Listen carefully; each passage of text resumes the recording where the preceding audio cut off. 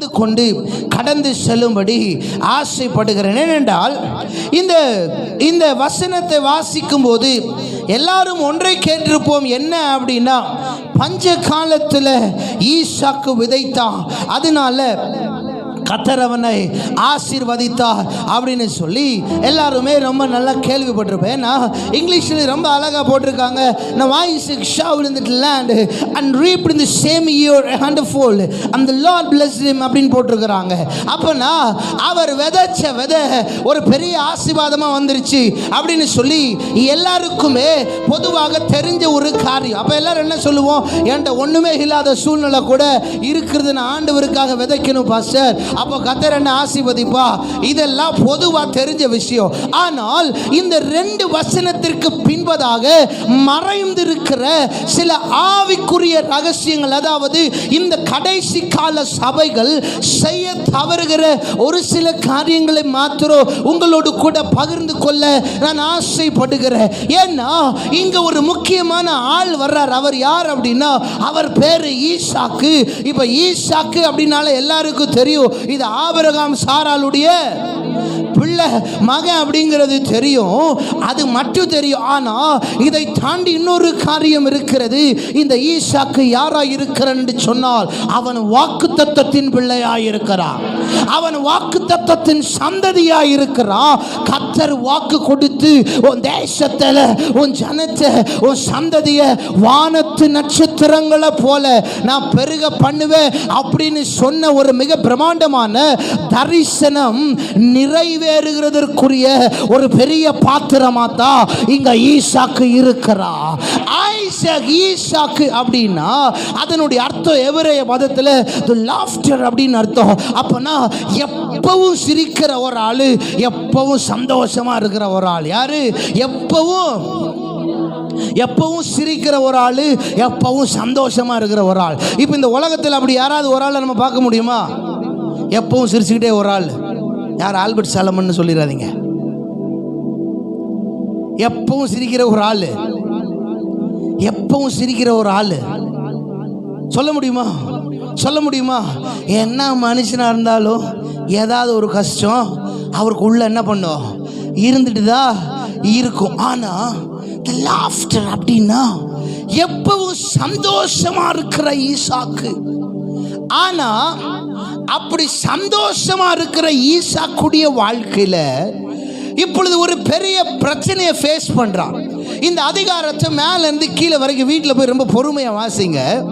அப்போ தமிழ்ல போட்டிருக்காங்க, ஆபிரகாமின் நாட்களில் உண்டான பஞ்சத்தை அல்லாமல் ஈசாக்கின் நாட்களில் அப்படின்னு போட்டிருக்காங்க. பட் இது ஆம்பிளிஃபைல ரெஃபர் பண்ணும்போது ஒரு காரியம் போட்டிருக்காங்க. என்ன போட்டிருக்காங்கன்னா, ஆபிரகாமின் நாட்களில் அவன் சந்தித்ததை விட ஈசாக்கின் நாட்களில் சந்தித்த அந்த பஞ்சமானது சற்று கொடூரமா இருந்தது அப்படின்னு ஒரு மீனிங் போட்டிருக்கிறாங்க.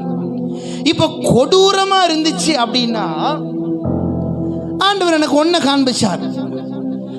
அப்பா பார்த்ததை விட பிள்ளை கொஞ்சம் சந்திக்கிற பிரச்சனை எப்படி இருக்குன்னா, ரொம்ப பயங்கரமா இருக்கான். இந்த உலகத்துல எந்த அப்பாவா இருந்தாலும் எல்லாருக்கும் ஒரு என்ன இருக்கும், நான் எவ்வளோ கஷ்டப்பட்டாலும் என் பிள்ளை எப்படியாவது கஷ்டப்பட்டாது என் பிள்ளைய நான் கரை சேர்த்துருவேன், பிள்ளை நல்லா இருக்கணும் அப்படிங்கிற எண்ணம் தான் எல்லா அப்பாவுக்குள்ளேயுமே கண்டிப்பாக என்ன பண்ணும், இருக்கும்.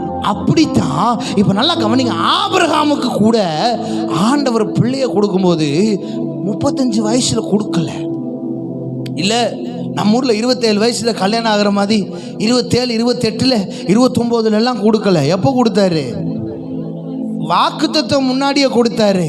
ஆனால் பிள்ளைய கொடுத்தது 100 வருஷத்துக்கு அப்புறம் தான். இப்போ கவனிங்க, 100 வருஷத்துக்கு அப்புறம்னா அந்த பிள்ளையை கொண்டு போய் ஆபிரகாமால் ஸ்கூலில் விட முடியுமா? ஒரு வேளை ஒரு 40, 35 அப்படி இருந்தால் கூட நிறைய பிளான் பண்ணியிருக்கலாம். பிள்ளையை கொண்டு போய் ஸ்கூலில் விட்டு வரலாம், சாயங்காலம் பிக்கப் ட்ராப் கொடுத்துட்டு அதுக்கப்புறம் பிள்ளைக்கு அதை பண்ணலாம் இதை பண்ணலாம். இப்போ ஒரு 100 வயசு தாத்தா அவர் எந்திரிச்சு ஓடுறதே கொஞ்சம் கஷ்டமாக தான் இருந்திருக்குல்ல. இல்லை நான் சொல்றது சரியா? ஆனால் ஆண்டவர் பலப்படுத்தினா.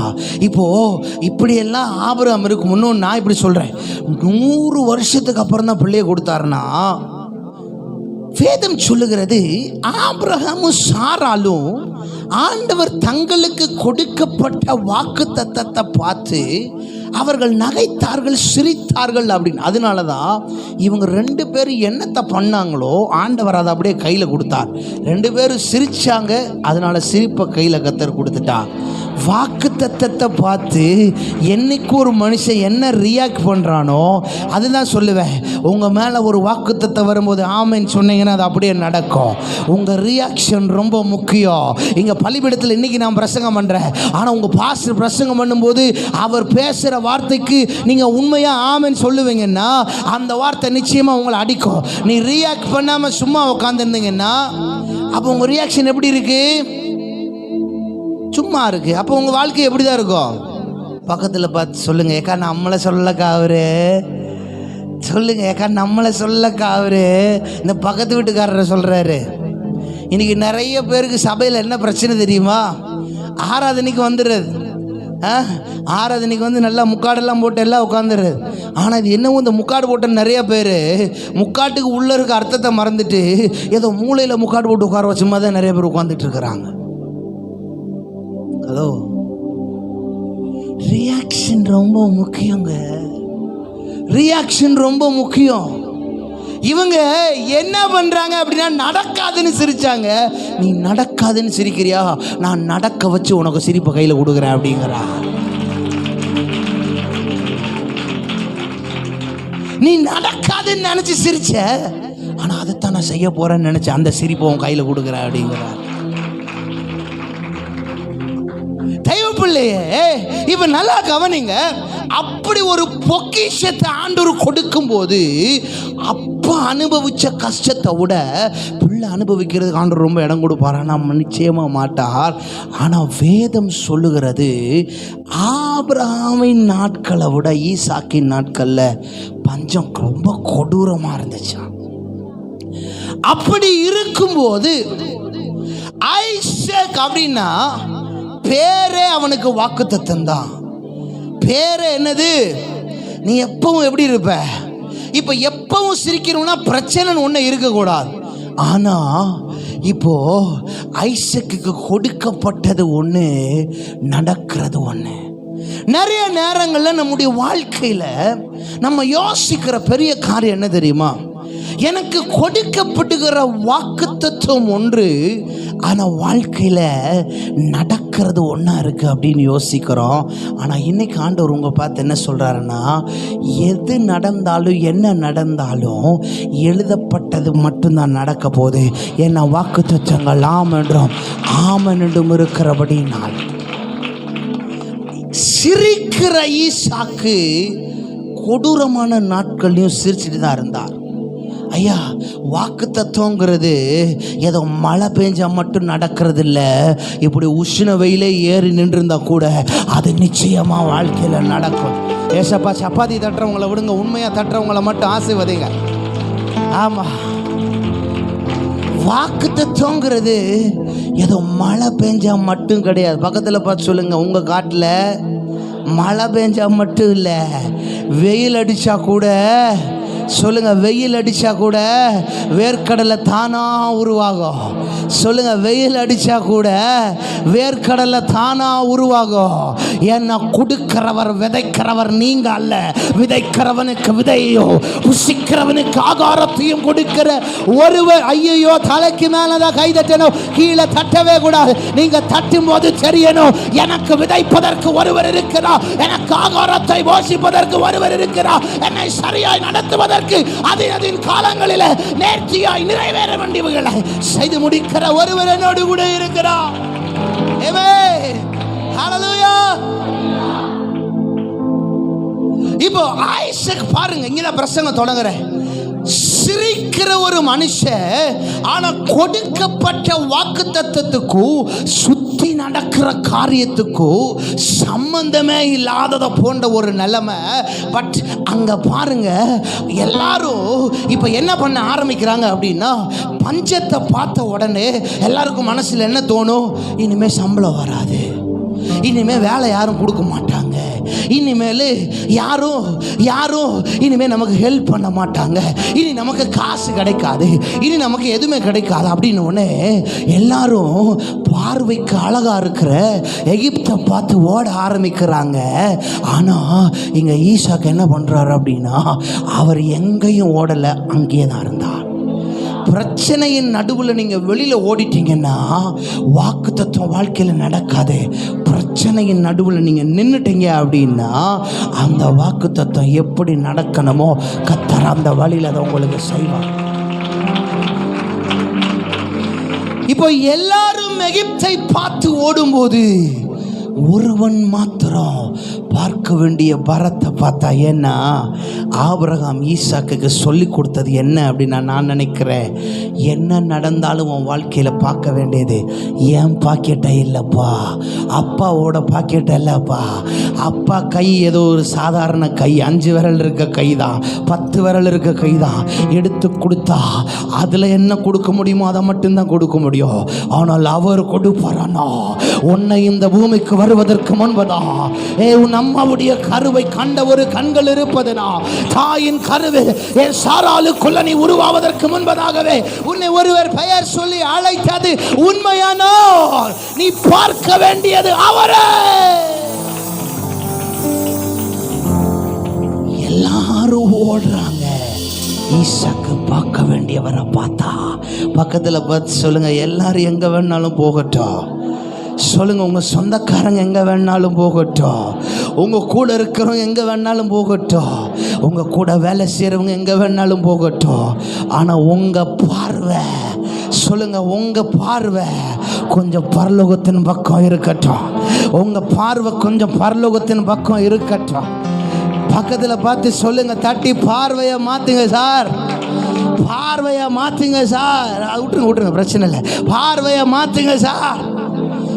ஈசாக்கு எல்லாரும் செய்கிறத செய்யலைன்னா ஆவிக்குரிய மனுஷன் எல்லாவற்றையும் நிதானித்து ஆராய்ந்து அறிகிறவனாக இருக்கிறானா. அப்படின்னா ஐசக்குக்கு தெரியும், இந்த சூழ்நிலையில் எங்கள் அப்பா இருந்திருந்தாருனா எங்கள் அப்பா எதை பார்ப்பார்னா எதையும் பார்க்க மாட்டார், அவர் மேலே இருக்கிற அப்பாவை பார்ப்பார். அவர் மேலே இருக்கிற அப்பாவை பாப்பா, அவர் மேலே இருக்கிற அப்பாவை பாப்பா. அதனால நான் பார்க்க போகிறேன், எனக்கு மேலே ஒருத்தர் இருக்கிறா, எனக்கு அவரை மிஞ்சி என் வாழ்க்கையில் எந்த காரியமும் நடப்பதற்கு ஒருபோதும் அவர் அனுமதிப்பது இல்லை. ஆமென், ஆமென், ஆமென், ஹல்லேலூயா. இப்ப பாருங்க, ஈசாக்கு ஆண்டவரை பார்த்து ஆண்டவர் சொல்றாரு, நீ அங்கே இல்லை. எதுக்காக கர்த்தர் ஈசாக்கு அங்க நிக்க சொல்ல? 3 காரியத்தை இன்னைக்கு நான் பேச போறேன். எப்படி அந்த கொடூரமான நாட்களில் ஒரு 100 மடங்கு ஆசீர்வதிக்கப்பட்டார். ரொம்ப ஈஸியாக சொல்லிடுறோம், விதைச்சாரு 100 மடங்கு வந்துச்சு, எல்லாம் ஓகே. ஐஸ்வர்யவானாரு, வர நடந்துச்சு, எல்லாம் ஓகே. எதினால் ஈசாக்குக்கு இந்த ஒரு ஆசீர்வாதத்தை அவ்வளோ பெரிய சூழ்நிலையின் நடுவில் அனுபவிக்க முடிந்தது? முதல் காரியம் திருப்பிக் கொள்ளலாம். உங்கள் வாழ்க்கையில் இன்னைக்கு வாக்குத்தத்தம் நடக்கணும்னா உங்கள் வாழ்க்கையில் இருக்க வேண்டிய முக்கியமான ஒரு காரியம், ஆதியாகமத்தின் புத்தகம் 22வது அதிகாரம் அதனுடைய 9வது வசனம். தேவன் அவனுக்கு சொல்லியிருந்த இடத்துக்கு வந்தார். நிதானமா வாசிங்க. தேவன் அவனுக்கு சொல்லியிருந்த இடத்துக்கு வந்தார். திரும்ப வாசிங்க சார். தேவன் அவனுக்கு சொல்லியிருந்த இடத்துக்கு வந்தார்கள். போதும். இன்னைக்கு முதல்ல ஒரு நிமிஷம் கவனிங்களேன். நம்ம எல்லாருக்கும் ஆண்டவர் ஒரு நல்ல இடத்த வச்சிருக்கிறார். இந்த இயேசு நம்மோடு கொருக்குப்பேட்டைங்கிறது கர்த்தர் உங்களுக்கு வச்சிருக்கிற இடம். ஒரு ஆமென் சொல்லணும். இப்போ நீங்கள் சொல்ல மாட்டீங்கன்னு எனக்கு தெரியும். ஏன்னா சில நேரம் நிறைய பேர் இன்றைக்கி பாஸ்டருடைய பிரசங்கம் கொஞ்சம் கண்டிப்பாக வந்துச்சுன்னா என்ன பண்ணுறது, அப்படியே பைனாக்குலர் வச்சு பக்கத்தில் யாராவது பாட்டு போட்ட ஒரு சபை இருக்கா, யாராவது கொஞ்சம் துள்ளி குதிக்கிற ஒரு ஆள், நமக்கு ஏற்ற இது மாதிரி பேசுகிற ஒரு ஆள் இருக்கிறாங்களாப்பா, உடனே அங்கே மாற்றுறது. ஆபிரகாமுக்கு ஒரு நல்ல பழக்கம் இருந்துச்சு. என்ன தெரியுமா? ஆண்டவர் அவனுக்கு என்ன சொல்லியிருந்தாரோ அந்த பலிபீடத்துக்கு தான் வந்தானே தவிர வேற எங்கேயும் போல. பக்கத்தில் பார்த்து சொல்லுங்க, நான் சொல்கிறத சொல்லுங்கக்கா, அடுத்த வாரம் இங்கே தான் உட்காரணும், ஆமாம், ஏன்னா இன்னைக்கு முக்கியமாக சபைகளில் நடக்கிற நிறைய காரியம். அடுத்த வாரம் இங்கே தான் உட்காரணும். சொல்லுங்கள், அடுத்த வாரம் இங்கே தான் உட்காரணும். நான் எப்பவுமே சொல்லுவேன், நான் ஆண்டவர் எங்களெல்லாம் பாட்டில் தான் வெளியில் கொண்டு வந்தாரா. அவனா சொல்லு, அதுக்காக எனக்கு பாட்டில் ஒரு ஃபேம் இருக்குது, எனக்கு ஒரு நேம் இருக்குது, நான் பல நாட்டுக்கு போயிட்டேன் அப்படிங்கிறதுக்காக போகிற சபையிலேருந்து அங்கே ஒரு 10 இங்கே ஒரு 10 போட்டு தூக்கி போடுறா சென்னையில் அப்படின்னா என்ன ஒருத்தர் மேலே இருந்து பார்த்துக்கிட்டு இருக்கிறாருங்க சார். இதெல்லாம் இன்னைக்கு ஜனங்கள்கிட்ட பேசின என்ன ஆயிடுறாங்க, அவரை இனிமேல் கூப்பிடாதீங்க பாஸ்டர், அவர் ரஞ்சித் ஜெபாவை கூப்பிடாதீங்க பாஸ்டர், தலைமை சபையில் ஒரு ரிப்போர்ட் கொடுங்க, அவர் வந்தால் இப்படிலாம் பேசுகிறார், இதெல்லாம் செட் ஆக மாட்டேங்க. செட் ஆகலைனாலும் சத்தியம்தான். உனக்குன்னு கொடுக்கப்பட்டிருக்கிற பலிபீடம் தான் உன்னுடைய பலிபீடம்.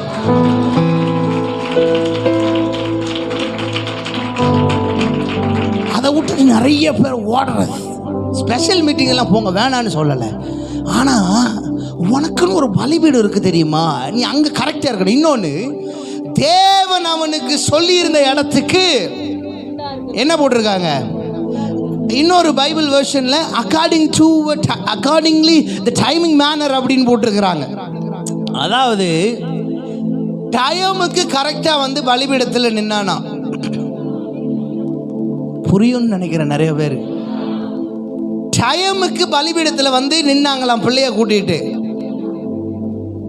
நிறைய பேர் ரீசன் கொடுக்கறது, பாஸ்டர் லேட்டாக ஏன் ஆராதனைக்கு வரீங்க, பிள்ளைய ரெடி பண்ணி கூட்டு வர்றதுக்கு ரொம்ப கஷ்டமாக இருந்தது பாஸ்டர். தேவன் அவனுக்கு சொன்ன இடத்துக்கு சரியான நேரத்தில் வந்தாங்க அப்படின்னு போட்டிருக்கீங்க. அவர் தனியாக வந்தாருன்னா பரவாயில்ல, கூட யாரை கூட்டு வர்றாரு. அப்போ ஈசாக்கு எவ்வளோ வயசு அவருக்கு, ரொம்ப சின்ன பிள்ளை, ரொம்ப சின்ன பிள்ளை. ஏன்னா பிறந்தவுடனே ஆண்டா மோரியாவில் வந்து ஒப்பு கொடுக்க சொல்கிறாரா, ரொம்ப சின்ன பிள்ளை. இப்போ சொல்லப்பட்ட இடத்துக்கு, கொடுக்கப்பட்ட இடத்துக்கு, அவனுக்குன்னு வச்ச இடத்துக்கு, அவனுக்குன்னு சொன்ன இடத்துக்கு சரியான நேரத்தில் உள்ள வந்து அவன் நின்னானா. இன்னைக்கு உங்களுடைய ஆராதனை நிறைய பேர் கம்ப்ளைண்ட் பண்ணுறோம்ல, பாஸ்டர் ஒவ்வொரு மாதம் 1ஆம் தேதி வாக்குத்தத்தம் பிரசங்கம் பண்ணுறாரு பாஸ்டர், ஆனால் என்னவோ நான் மட்டும் கேட்டுக்கிட்டே தான் இருக்கேன், வாட்ஸ்அப்பில் பார்த்துக்கிட்டே தான் இருக்கேன், எதுவுமே நடக்க மாட்டேங்குது. எப்படி நடக்கும்? பக்கத்தில் இருக்க ஆள் அப்படியே மேலேருந்து கீழே வரைக்கும் பாருங்க பார்க்கலாம், கொஞ்சம் அப்படியே மேலேருந்து கீழே வரைக்கும் பாருங்க பார்க்கலாம். சார் நம்ம 9 மணி ஆராதனைக்கு 10 மணிக்கு வந்து பழகிட்டோம் சார், நம்ம 8 மணி 7:30 மணி ஆராதனைக்கு 8:30 மணிக்கு வந்து பழகிட்டோம் சார், என்ன பண்ணுறது பாருங்கள். நேற்று எனக்கு நல்ல ஒரு மீட்டிங் நான் முடிச்சுட்டு நைட் ரொம்ப லேட், பயங்கர டயர்ட். நான் புதன்கிழமை தான் சுவிட்சர்லாண்டில் திரும்ப இந்த சென்னைக்கே வந்தேன். வியாழக்கிழமை ஒரு பேபி ஷவரில் பிரசங்கம் பண்ணும், வெள்ளிக்கிழமை அடுத்து சாட்டர்டே சண்டே 8 மணிக்கு பாஸ் இருக்க சொன்னாங்க. ஆனாலும் நான் எப்படியாவது 7:45 உள்ளே வந்துன்னு நினச்சேன். கரெக்டாக வந்துட்டேன் நான். பிகாஸ் நான் ஒரு நாளும் என்னை கூப்பிடுறது யாரு, அது பெரிய சர்ச்சா இல்லை அது வெளிநாடா, அதெல்லாம் பார்க்க மாட்டேன். எனக்கு அன்னைக்கு எந்த பலிபீட தாண்டர் வச்சிருக்கிறாரோ அங்கே நான் போய் சரியான டைமுக்கு நிற்கணுங்க. ஒரு ஆவிக்குரிய மனுஷன் வாழ்க்கையில் நம்ம நிறைய நேரம் சொல்ற வாக்குத்தத்தம் நடக்கல பாஸ்டர், நடக்கல. அங்க பாருங்க அழகா ப்ரூவ் பண்ணிட்டார். இன்னொன்னு இப்ப தொடர்ச்சியா வாசிங்க. அங்கே ஆபிரகாம் ஒரு பலிபீடத்தை உண்டாக்கி கட்டைகளை அடுக்கி தன் குமாரனாகிய ஈசாக்கை கட்டி. போதும், ஆபிரகாம் ஒரு பலிபீடத்தை உண்டாக்கி கட்டைகளை, எதுக்கு கட்டையை அடுக்கணும் அப்படின்னா, பைபிளில் நிறைய இடங்கள்ல பாருங்க, அந்த நாட்களில் ஆண்டவர் பலிகளில் பிரியமுள்ளவராக, டீச்சிங்காக இருக்கும், அதனால நல்ல கவனிகள்லாம் புரியாது. பலிகளில் ரொம்ப பிரியமுள்ளவராக இருந்தார். அதனால தான் நாள்தோறும் செலுத்தக்கூடிய பலிகள் இருந்தது, மாதாந்திர பலிகள் இருந்தது, வருடாந்திர பலிகள் இருந்தது, பண்டிகை நாட்களின் பலிகள் இருந்தது, ஐயா அறுவடை நாட்களின் பலிகள் இருந்தது, முதற் பலனை செலுத்தப்படுகிற பலிகள் இருந்தது. இப்படியெல்லாம் நிறைய பலிகள் இருந்தார். அப்போ ஒவ்வொரு பலிகளுமே பாருங்க பலிபீடங்களுக்கு கொண்டு வருகிற ஒன்றாய் இருந்தது. கொண்டு வரப்படுகிற ஒன்றாய் இருந்தது. ஆனால் அப்படி இவ்வளோ பலிகள் ஆண்டவர் நேசிக்கும் போது இப்போ ஆண்டவர் அன்னைக்கு ஒரு பெரிய ரூல் வச்சிருந்தார். இந்த பலிபீடம் உண்டாக்கப்படும் போது பார்த்தீங்கன்னா விறகுகளை தான் முதல்ல வச்சிருப்பாங்க. எலியா பலிபீடத்தை செப்பரேட் என்ன பண்ணாரு? விறக அடிக்கினார். கரெக்டா? இப்ப இவர் இங்க என்ன பண்றாரு? சொன்ன இடத்துக்கு கரெக்டா வந்துட்டார். இப்ப சொன்ன இடத்துக்கு கரெக்டா வந்துட்டார். இப்ப முதல் கிரைட்டேரியா என்ன பண்ணிருச்சு? பச்சை மார்க் விழுந்துருச்சு. ரைட்டா கரெக்டா அடிச்சிட்டார். ஒரு ஒன் வேர்ட் ஆன்சர் என்ன பண்ணிட்டாரு? கரெக்டா டிக் பண்ணாரு. இப்ப அடுத்த குரூப் சில டைமுக்கெல்லாம் வந்துருவோங்க. ஆனா அடுத்து ஒண்ணு நல்லா கவனிங்க. பலிபீடம், இதுதான் பலிபீடம், இது உங்களுடைய ஆல்டர். இந்த சபை ஒரு பலிபீடம். ஏன்னா பலிபீடம் என்றால் தேவன் ஒரு மனிதனை சந்திக்கிற இடம். அதனாலதான் யாக்கோபுக்கு ஆண்டவர் எழுதினாரு, 20 வருஷத்துக்கு முன்னாடி எந்த பெத்தேலில் நான் உனக்கு செய்யறத சொன்னதை செய்யற அளவு விட மாட்டேன்னு வாக்கு பண்ணினோ, 20 வருஷத்துக்கு அப்புறம் சொல்றாரு, எழுந்து பெத்தேலுக்கு போ, நான் உன்னை சந்திச்ச இடத்துக்கு போ அப்படிங்கிறான். இப்போ பலிபீடம், the altar, which means that the man and the God, அவங்க என்ன பண்றதுன்னா come and meet each other. அவர்கள் ஒருவரை சந்திக்கிற இடம் தான் பலிபீடம். இப்போ இந்த பலிபீடத்துக்கு நம்ம எல்லாரும் கரெக்டா இப்ப வந்துட்டோங்க. ஆனா அடுத்தது தேவன் ஒன்று எதிர்பார்க்கிறா.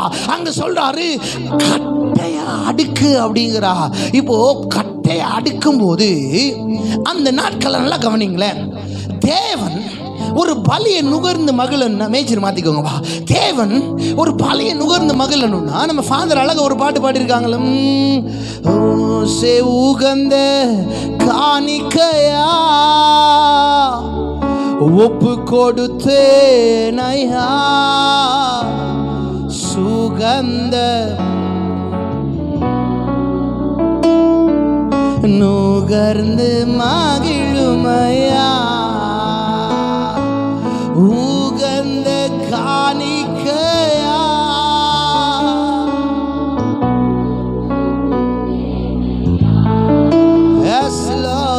சுகந்த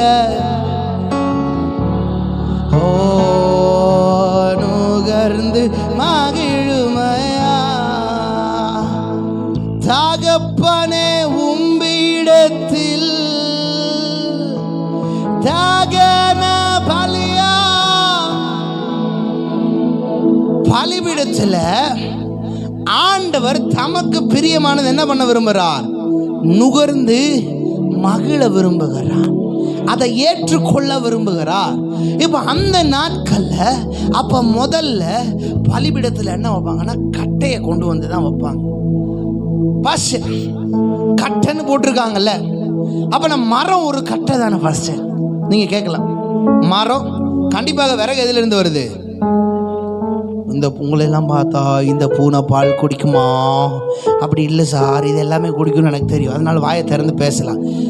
மரம் விறகு எதுலேருந்து வருது? கட்டை எதுலேருந்து வருது? மரத்துலேருந்து தான். அதுக்காக மரத்தை தூக்கிட்டு வந்து இங்கே வச்சிடலாமா? கண்டிப்பாக கூடாது. அப்படி இந்த கட்டையை பலிபீடத்தில் அடுக்கணும்னா அதுக்கு 4 புரோட்டோகால்ஸ், 4 ரூல்ஸ் வச்சிருந்தாங்க. 4 ரூல் வச்சிருந்தாங்க. ஒன்று, ஒரு கட்டை அந்த விறகு முதல்ல எப்படி இருக்கணும்னா அது பிரித்தெடுக்கப்பட்ட ஒன்று, ஒரு மரத்திலிருந்து வேறு பிரிக்கப்பட்ட ஒன்று. It should be a separated one. அது பிரித்தெடுக்கப்பட்ட ஒன்றா இருக்கணும். நல்லா கவனிங்க, இந்த கட்டை எப்படி இருக்கணும் அப்படின்னா பிரித்தெடுக்கப்பட்ட ஒன்றா இருக்கணும். ஒரு மரத்திலிருந்து ஒரு போர்ஷன் என்ன பண்ணணும்னா பிரித்து எடுக்கணும். 2வது, இந்த கட்டை எப்படி இருக்கணும் அப்படின்னா ஒரு மரத்திலிருந்து வெட்டி எடுத்துருங்களேன். எடுத்த பிறகு மேலே என்ன இருக்கும்? அது மேலே என்ன இருக்கும்? அந்த தோல் இருக்குமா? 2வது, தோல் உரிக்கப்படணும். தோலை உரிச்சதுக்கு அப்புறம் அந்த கை வேலை செய்கிறவங்களுடைய அழுக்கள்லாம் அதில் பட்டிருக்கும். 3வது, அழுக்கு அகற்றப்பட்ட ஒண்ணா இருக்கணும். நான்காவது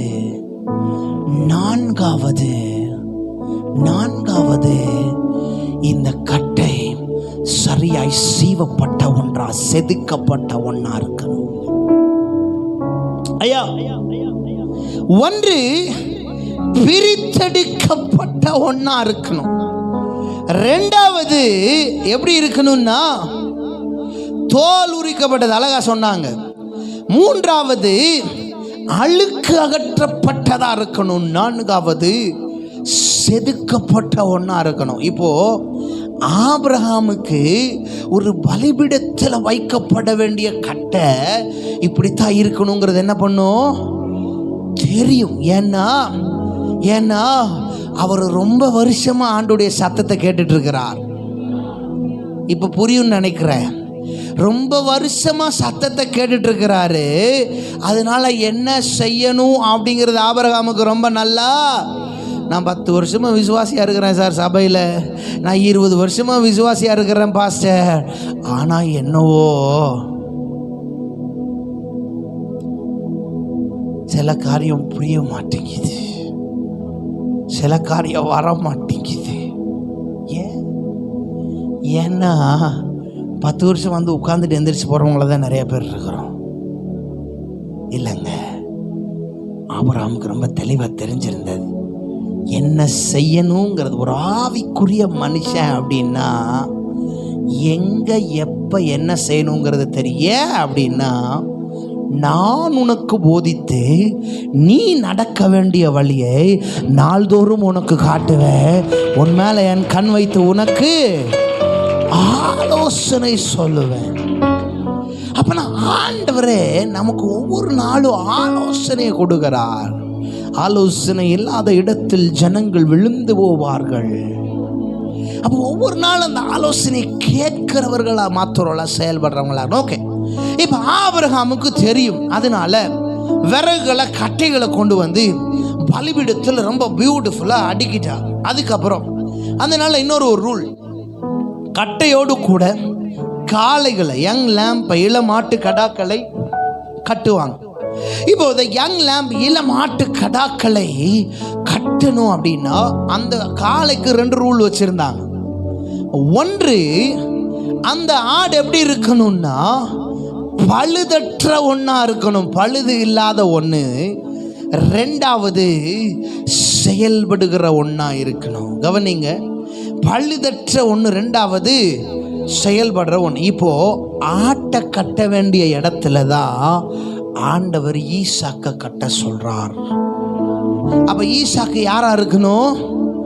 பழுதற்ற ஒரு ஆளா இருக்கணும். ரெண்டாவது செயல்படுகிற ஒரு ஆள். சூப்பரா சொல்றீங்க. முதல்ல ஒரு 4 ரூல் சொன்னேன்.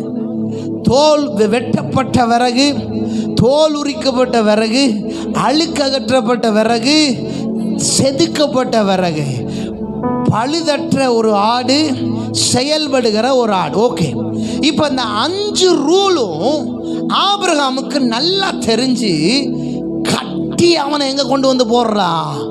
பலிபீடத்துல போடுகிறா. வாக்குத்தத்தம் உங்க வாழ்க்கையில நடக்கணும்னா முதல் காரியம், நீங்கள் உங்களுக்கு சொல்லப்பட்ட பலிபீடத்துல உண்மை உள்ளவர்களா நீங்க இருக்கணும். இப்ப அந்த பலிபீடத்துக்கு வரும்போது, சரி, பழைய ஏற்பாட்டு நாட்கள்ல தான் ஆண்டவருக்கு இந்த விறகுகளும் காளைகளும் பிடிச்சிருந்தது. ஆனால் புதிய ஏற்பாட்டு நாட்கள்ல யார் அந்த பலி? அப்போ யார் விறகு, யார் அந்த தகன பலி, யார் அந்த ஈசாக்கு, யார் அந்த ஆடு? திருப்பிக் கொள்ளலாம். ரோமர் 12வது அதிகாரம் 1வது வசனம். சீக்கிரமா வாசிங்களே, நேரம் போயிட்டு இருக்கு, சீக்கிரமா வாசிங்க. அப்ப யார் அந்த பலி? உங்கள் அன்பு. ரோமர் 12:1.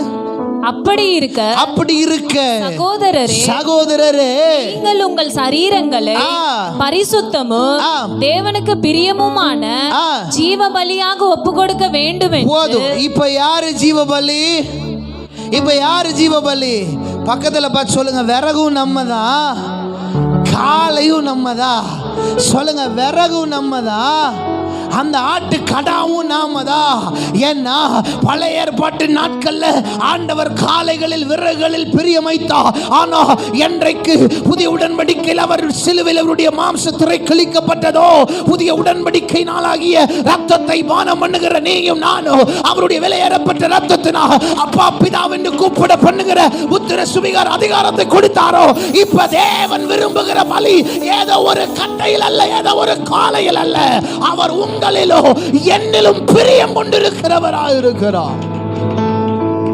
ஐயா இப்படி சொல்றேங்க, எங்க ஆண்டவருக்கு பிடிச்சதே அது நீங்களும் நானும் மட்டும்தான். தூதர்களுடைய ஆராதனை விட 24 மூப்பர்கள் 4 ஜீவன்கள் சேராபீன்கள் கேராபீன்கள் ஆராதித்தாலோ அது எல்லாவற்றையும் விட அவருக்கு ரொம்ப பிடிச்சது இந்த ஜனத்தை எனக்கண்டு ஏற்படுத்தினேன் இவர்கள் என்று சொல்லி வருவார்.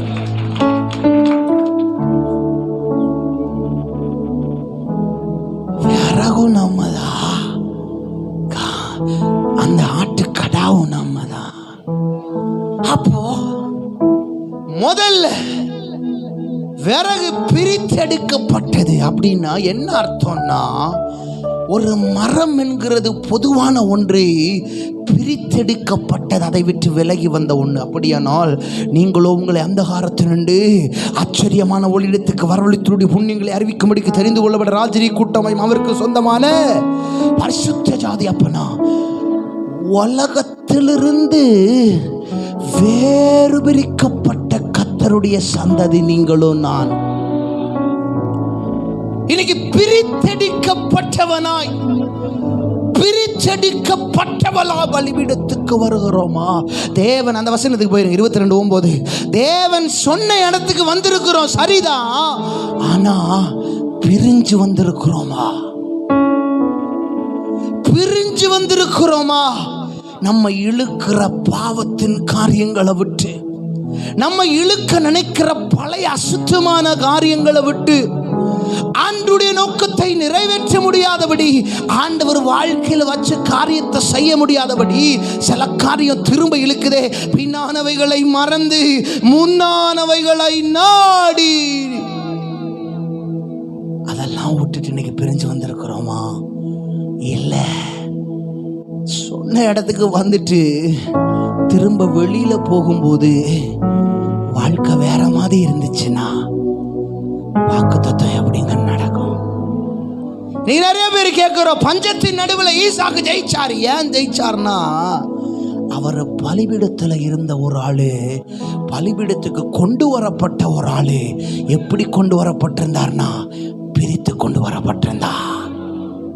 இன்னைக்கு சபைக்கு உள்ள வர்ற நமக்குள்ள பிரித்தெடுக்கப்பட்ட உண்மையான அனுபவம் இருக்கிறதா?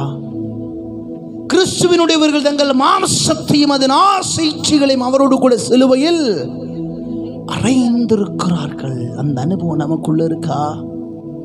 அந்த அனுபவம் நமக்குள்ள இருக்கா? அந்த அனுபவம் நமக்குள்ள இருக்கா? யோசிச்சு பாருங்களே, பலிபீடத்துக்கு வந்துட்டு வெளியில போனோன்னு எவ்வளவு காரியத்துக்குள்ள நம்ம மாட்டிக்கிறோம் இன்னைக்கு. ஆனா நிறைய நேரம் ஆண்டவர் பிளேம் பண்றோம்ல, வசனம் வருது பாஸ்டர், எதுவும் நடக்க மாட்டேங்குது பாஸ்டர், ஏன்னு தெரியல. என்ன நீ பிரியல, அதான் பிரச்சனை. என்ன நீ பிரியல, அதான் பிரச்சனை. என்ன பிரியல, அதான் பிரச்சனை. அதான் பிரச்சனை. தெய்வ பிள்ளையே, பிரித்தெடுக்கப்பட்ட ஒரு வாழ்க்கைய தேவன் விரும்புகிறார். இன்னைக்கு ஒரு ஆவிக்குரிய மனுஷன் மொபைல் யூஸ் பண்றதுக்கும் உலக மனுஷன் மொபைல் யூஸ் பண்றதுக்கும் வித்தியாசங்கள் இருக்கா? யோசிச்சு பாருங்க, அதுல வித்தியாசங்கள் இருக்கா? இப்படி பேசுறேன், இன்னைக்கு ட்ரெண்டுக்கு அவன் என்ன ரீல் பார்க்குறானோ, பால் உலக மனுஷன் இயேசு ரட்சிக்கப்படாத ஒரு மனுஷன் எப்படி ரீலை பார்த்து பண்றானோ, நம்ம அதுக்கு மேல பண்றோம். இல்ல இல்ல அவன் எந்த அளவுக்கு இன்னைக்கு இருக்கிற வாலிப பிள்ளைங்க நிறைய, அவருக்கு எந்த அளவுக்கு ஒரு மாதிரியா பண்ணிட்டு எல்லாம் இதெல்லாம் போட்டுட்டு ஊன்னு ஸ்டோரியில கொடுக்குறானோ, நம்ம அதுக்கு மேல கொடுக்கறது ஊன்னு. ஐயா, உலகத்தை மாற்ற வேண்டிய சபைக்குள் இன்னைக்கு உலகம் உள்ள வந்துருச்சுங்க. சொன்ன இடத்துக்கு வந்த சரிதான், ஆனா பிரிந்திருக்கிறாய், ஆனா டவுட்.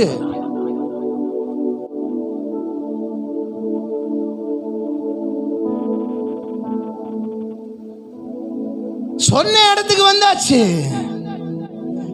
என்னைக்கெல்லாம் நம்மள மாற்றப்படுறோம்? கம்யூனியனுக்கு மட்டும்தான் மாற்றப்படுறோம். நிறைய நேரம் அந்த கம்யூனியன் எடுக்கிறதுக்கு ஒரு நிமிஷம் முன்னாடி, 2 நிமிஷம் முன்னாடி. இது யார் பண்ணுவா தெரியுமா? யார் பண்ணுறது தெரியுமா? இந்த ட்ரெடிஷ்னல் கிறிஸ்டியன்ஸை பார்த்தீங்கன்னா, சர்ச்சுக்கெல்லாம் போகிறீங்களா, கிறிஸ்மஸுக்கெல்லாம் நான் கரெக்டாக போயிடுவேன் சார் அப்படிம்பாங்க.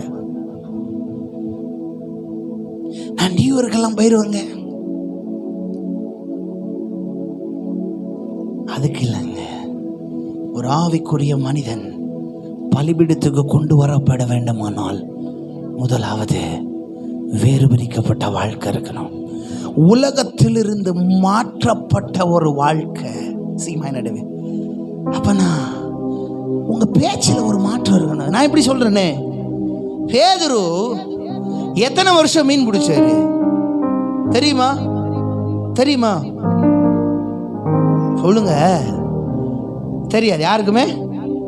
ஆனா பிறந்தது முதல்ல அவன் கலிலேயன் அப்படின்னு தான் இருக்கு. அப்படியே கலிலேயர்கள் பொதுவாக கடலுக்குள்ள வாழ்றவங்க தான். நம்ம ஊர்ல சொல்லுவாங்கல்ல, இந்த நாகப்பட்டினம் சைட்லாம் போனீங்கன்னா மீன் பிடிக்கிறவங்க தான் ரொம்ப அதிகமாக இருப்பாங்க இல்லையா? அப்போ அப்படி கலிலேயன் தான் அப்படின்னா அவன் எங்கே தான் வளர்ந்த ஒரு ஆள், கடலுக்குள்ளேயே ஃபுல்லாக வளர்ந்த ஒரு ஆள் தான். ரொம்ப வருஷமா அப்படிதான் வளர்ந்தாரு. ஆனா திடீர்னு ஒரு நாள் இயேசு வந்து கூப்பிடுறாரு, என் பின்னாடி வாபா சீசனை மாறுப்பான்னு வந்துட்டார். பிரிஞ்சு வந்துட்டார், எல்லாத்தையும் விட்டுட்டு வந்துட்டார். இப்ப வந்துட்டு எவ்வளவு வருஷம் இயேசு கூட இருந்தாரு? 10 வருஷமா? 3.5 வருஷம் இருந்தார். சரியா? 3.5 வருஷம் கூட இருந்தார். உதாரணத்துக்கு ஒரு 30 வருஷம் பேதுரு கடலுக்குள்ள இருந்தாலும் வச்சுக்கோமே, 30 வருஷம் இருந்தாருன்னு வச்சுக்குவோம். இப்ப 3.5 வருஷம் இயேசு கூட இருந்தார். 30 பெருசா 3.5 பெருசா? எது பெருசு? எது பெருசு? 30 தான் பெருசு. கரெக்டா தப்பா? சொல்லுங்க. 5 நிமிஷம் தான் இருக்கு, சீக்கிரம் சொல்லுங்க. கரெக்டா தப்பா? 30 தான் பெருசு. Okay, right. இப்ப இயேசு புடிச்சிட்டு போறாங்க. இவர் குளிர் காஞ்சிட்டு இருக்க. ஒரு அம்மா வந்து, ஏய் நீயும் அவர்களோடு இருந்த ஒரு ஆளு தானே அப்படின்னு கேட்கும்போது அவர் என்ன சொல்றாரு? சத்தியமா இல்லை அப்படின்னு உடனே சபிக்க தொடங்கினா அப்படின்னு இருக்கு. சத்தியம் பண்ணவும் சபிக்கவும் தொடங்கணும். சத்தியமா நான் அவரு கூட இல்லை அப்படின்னு அந்த அம்மா சொல்லுது, தம்பி உன் பேச்சை கொஞ்சம் பார்ப்பா அப்படிங்குது. ஏன்னா 30 வருஷம் இருந்த மீன் வாடை அங்க அடிக்கல, ஒரு கொஞ்சம் 3.5 வருஷம்தான் கூட நடந்தாரு, அந்த வாடை தான் வெளியே வந்துச்சா.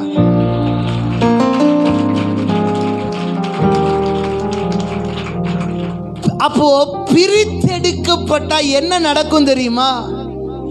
என் பேச்சில், என் மூச்சில், என் சொல்லல, என் செயலில் கலந்து இருக்கீங்க.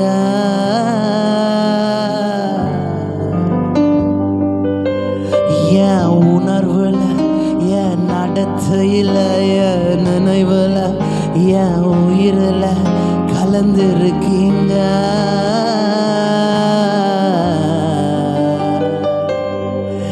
என் பேச்சில், என் மூச்சில், என் சொல்லல, என் செயலில் கலந்து இருக்கீங்க.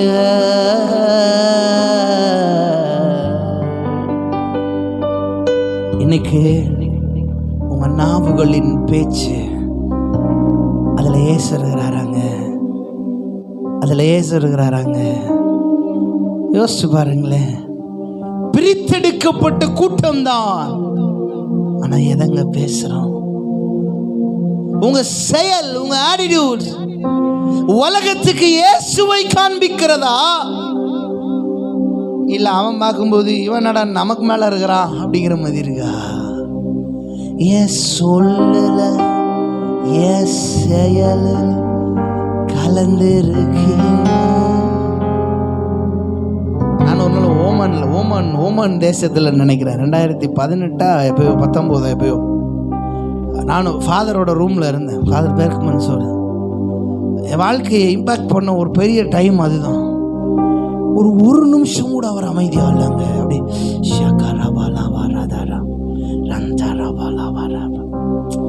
அப்படியே வந்து அந்த அபிஷேகத்தை சென்ஸ் பண்ண முடிஞ்சிருச்சு என்னால. அப்ப நான் யோசிச்சேன், வாழ்ந்தா ஒரு வாழ்க்கை இப்படி வாழணும்ல அந்த உலகத்துல. அப்படி ஒரு சபையை தான் கர்த்தர் உங்களுக்கு கொடுத்துருக்க. உங்க சபை தான்.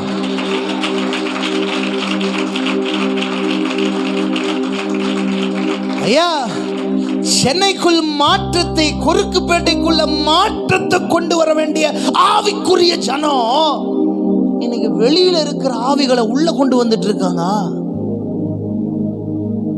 பேச்சு உலகத்தான் பேசுற மாதிரி, உலகத்தான் நடக்கிற மாதிரி, உலகத்தான் செய்யற மாதிரி இல்லைங்க. உங்களுக்கு இருந்த ஒரே ஒரு வாழ்க்கை தான் இருக்கணும்.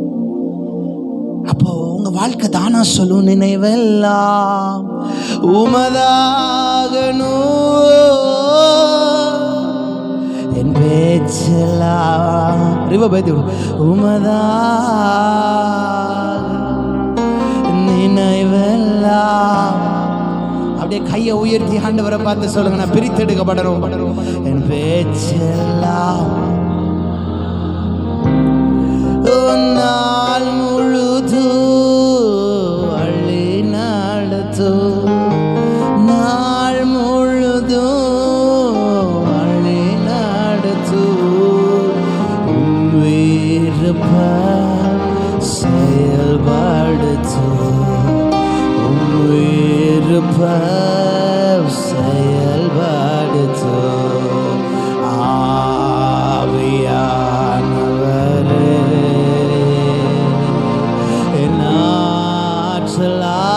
ஆற்றலானவரே,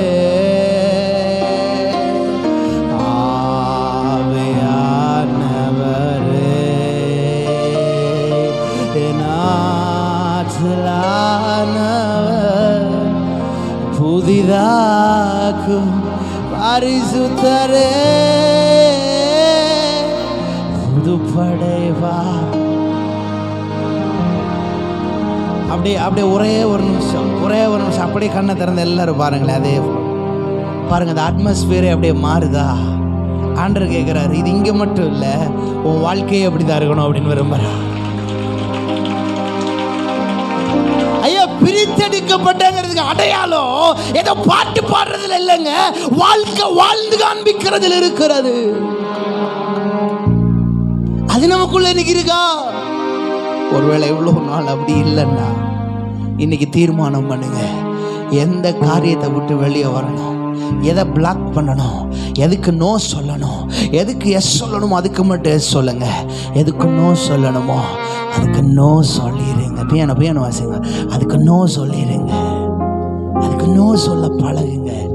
ஒவ்வொரு நாளும் பலிபீடத்தில் ஒவ்வொரு நாளும் ஆண்டவர்கிட்ட கேளுங்க, ஆண்டவரே வேற யாரையும் அல்லவா, நான் உங்களை மட்டும் சார்ந்து நிற்கிறேன், என் பேச்சு மாறணும், என் நடக்க உங்களை வெளிப்படுத்தணும், என் சொல்லு உங்களை வெளிப்படுத்தணும், என் செயல் உங்களை வெளிப்படுத்தணும், என் நினைவெல்லாம் நீங்களாக தான் பாருக்கணும்.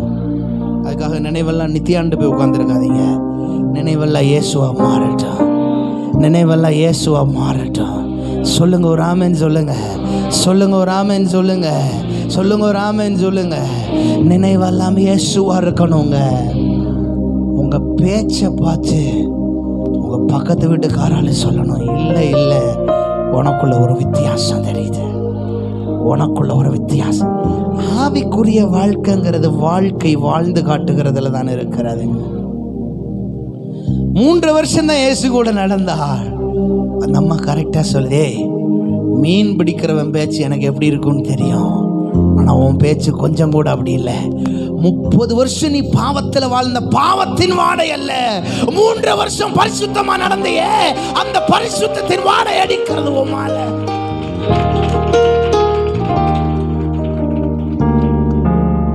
ஆண்டவர் நமக்குள்ள எதிர்பார்க்கிறது அதுதான். பரிசுத்த ஆவியானவர் நம்மிடத்தில் எதிர்பார்க்கிற ஒரே ஒரு காரியம், பிரித்தெடுக்கப்பட்ட வாழ்க்கை. 2வது, என்னுடைய நேரமும் முடியுது, 5 மினிட்ஸ் எடுத்துக்கிட்டுமா பாஸ். 2வது, தோல் உரிக்கப்பட்ட ஒரு ரொம்ப முக்கியமான ஒன்று. தோல் அப்படிங்கிறது எதை காண்பிக்கிறதுனால? மாம்சத்தை காண்பிக்கிறது. ரோமர் 8வது அதிகாரத்தை வீட்டில் போய் பொறுமையாக வாசிங்க, பொறுமையாக நிதானித்து ஜெபத்தோட வாசிங்க. அங்கே பவுல் ரொம்ப அழகா மாம்சத்திற்கும் ஆவிக்குரிய ஒரு மனுஷனுக்கும் இருக்கிற வித்தியாசம் எப்படி இருக்குங்கிறது ரொம்ப பியூட்டிஃபுல்லாக எழுதியிருப்பார். நம்ம மாம்ச பிரமாணத்தினின்று எப்படி விடுதலையாக்கப்பட்ட ஆவியின் பிரமாணத்தில் இருக்கிறோம். அப்போ ஒரு ஆவிக்குரிய மனுஷன் அப்படின்னா அப்படின்னா ஒன்று ரெண்டு ஞானஸ்தானம் இருக்கிறது. ஒன்று தண்ணீரினால கழுவி எடுக்கப்படுகிற முழுக்கு ஞானஸ்தானம். ரெண்டாவது ஜலத்தினாலும் ஆவியினாலும் பிறக்கிற ஒரு அனுபவம். இப்ப ஆவியினால் ஒரு மனுஷன் பிறந்திருப்பானால் மாம்சத்தை அவரோடு கூட சிலுவையில அரைஞ்சவன். அப்படின்னா சுயத்தை சாகடிச்ச ஒரு வாழ்க்கை, சுயம் சாகடிக்கப்பட்ட ஒரு வாழ்க்கை. மேஜர் சுயம் சாகடிக்கப்பட்ட ஒரு வாழ்க்கை. இன்னைக்கு சுயம் சாகடிக்கப்பட்டிருக்கா? உன்னையே வெறுத்து விட்டா, ஊழியம் செய்திட சுயத்தை சாகடித்தா, சுகமாய் வாழ்ந்திடலாம். உன்னையே வெறுத்து விட்டா, ஊழியம் செய்திட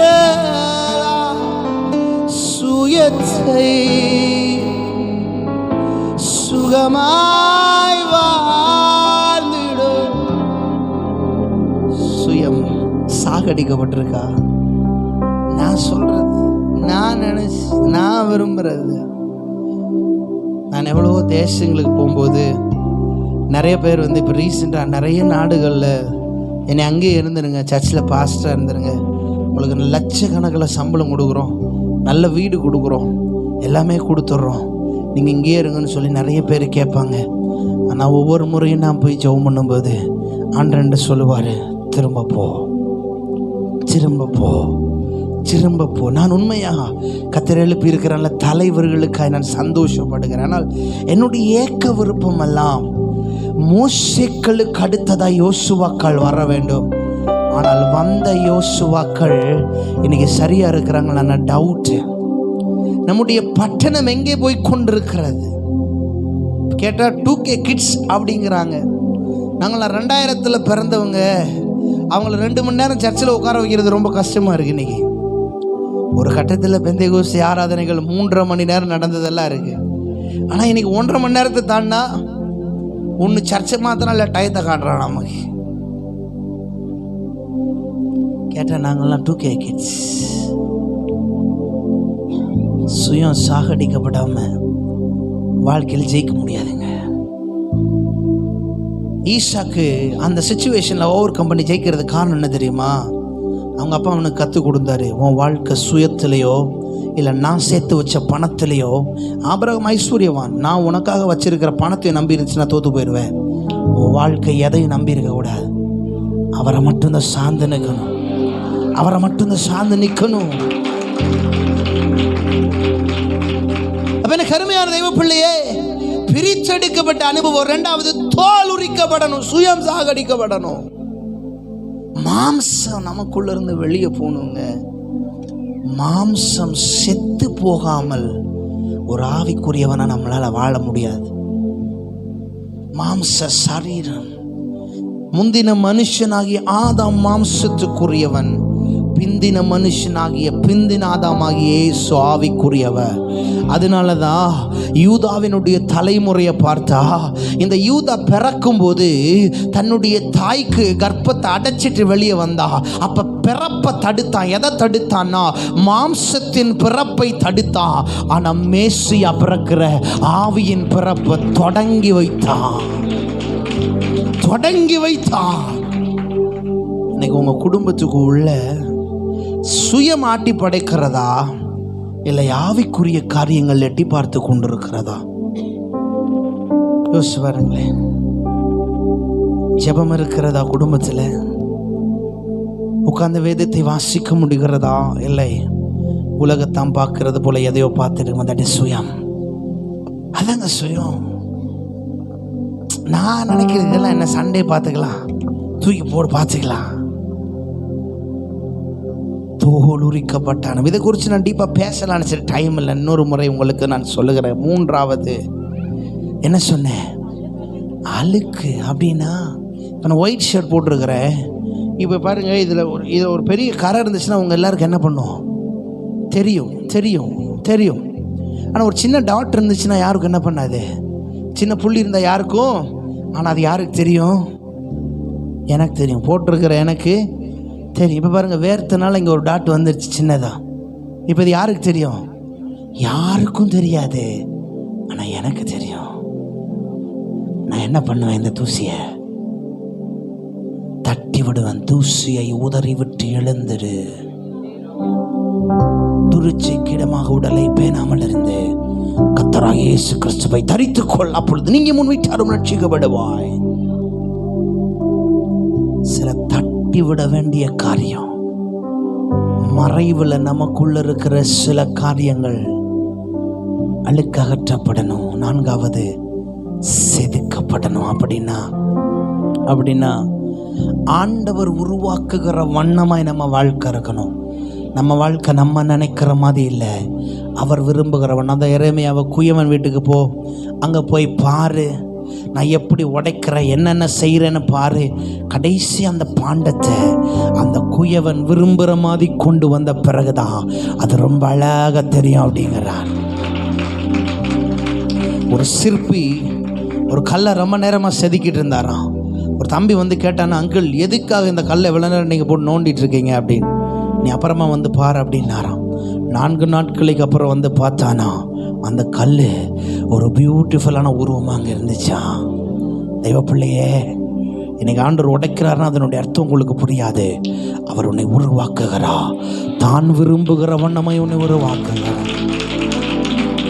சுய சித்தத்தின்படி அல்ல, வாழ்க்கை தெய்வனுடைய சித்தத்தின்படி இருக்க வேண்டும். வாலிப பிள்ளைங்க நல்லா கவனிங்க, சுய சித்தத்தின்படி அல்ல, உடைய வாழ்க்கை தேவனுடைய சித்தத்தின்படி இருக்க வேண்டும். செதுக்கப்பட்ட வாழ்க்கை. 2வது, அதுக்கப்புறம் அந்த காலை பழுதற்றது, குற்றமில்லாத ஒரு வாழ்க்கை. அதுக்கப்புறம் செயல்படுகிற அனுபவம். அப்படின்னா ஏதோ தேவராஜ்யத்தில் வந்து உட்காந்துட்டு வார்த்தை கேட்டு போகிறது மட்டும் இல்லைங்க. நம்மளால் சபைக்கு பிரயோஜனம் இருக்கணும். நம்மளால் இந்த இயேசு நம்மோட சபை குறுக்குப்பேட்டைக்கு பிரயோஜனம் இருக்கணும். ஆத்துமாக்களை கொண்டு வாங்க. புதுசாக 4 பேருக்கு இயேசுவை பற்றி சொல்லுங்கள், உங்கள் சபையை பற்றி சொல்லுங்கள். நீங்கள் இங்கே உட்கார்ந்துருக்க மாதிரி ரட்சிக்கப்படாத சொந்தக்காரங்க அவங்களும் இங்கே வந்து உட்காரணும். அவனுக்கு சொல்லியிருந்த இடத்துல எவ்வளோ காரியம் நடக்குது பார்த்தீங்களா? இதனால தாங்க ஈசாக்கு பார்க்க வேண்டியவரை பார்த்தப்ப அவன் ஜெயித்தான். அடுத்து ஒரு 2 சப்ஜெக்ட் இருக்குது. மறுபடியும் தோண்டி எடுத்தான்.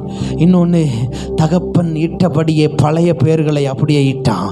இந்த 2 காரியத்தை நான் ஒருவேளை அடுத்த முறை வந்து என்ன சொல்ல, நான் முதல் காரியத்தோடு முடிக்கிறேன். பலிபீடத்துக்கு கொண்டு வரப்பட்டான், சொன்ன இடத்துக்கு வந்தான். நம்முடைய வாழ்க்கையில் 2 பலிபீடம் இருக்க வேண்டும். ஒன்று கர்த்தர் கொடுத்துருக்கிற சபை. 2வது சாமுவேலின் நாட்களில் 2 பலிபீடம் இருந்தது. ஒன்று ராமாவின் பலிபீடம், 2வது நாயோதின் பலிபீடம். ராமாவின் பலிபீடம் எதுக்கு அப்படின்னா, அவன் தனிமையில் ஆண்டவரோடு பேசுறதுக்கு. நாயோதின் பலிபீடம் தீர்க்கதரிசிகளை உருவாக்குவதற்கு. அப்படின்னா உன் தனிமையின் பலிபீடம் உன்னுடைய ஜெப அறை, உன்னை உருவாக்குகிற பலிபீடம் உன்னுடைய சபை. உன் தனிமையின் பலிபீடம் உன்னுடைய ஜெப அறை, உன்னை உருவாக்குகிற பலிபீடம் உன்னுடைய சபை. எனக்கு எத்தனை பேரை கேட்க போகிறீங்க? கண்ணை மூடிக்கொள்ளலாம், அப்படியே கண்களை மூடிக்கொள்ளலாம். உட்கார்ந்த இடத்துலையே இன்னைக்கு ஆண்டவரை பார்த்து சொல்லுங்கள், பரிசுத்தமுள்ள தகப்பனே. இன்னைக்கு எத்தனை பேர் அர்ப்பணிக்க போகிறீங்க? நிறைய நேரம் நம்ம சொல்கிறோம், ஆண்டவரே வாக்குத்தத்தம் வாழ்க்கையில் நடக்கலைன்னு சொல்கிறோம். ஆனால் இன்னைக்கு ஆண்டவர் அதில் ஒரு பெரிய திருப்பு முனையை கத்தர்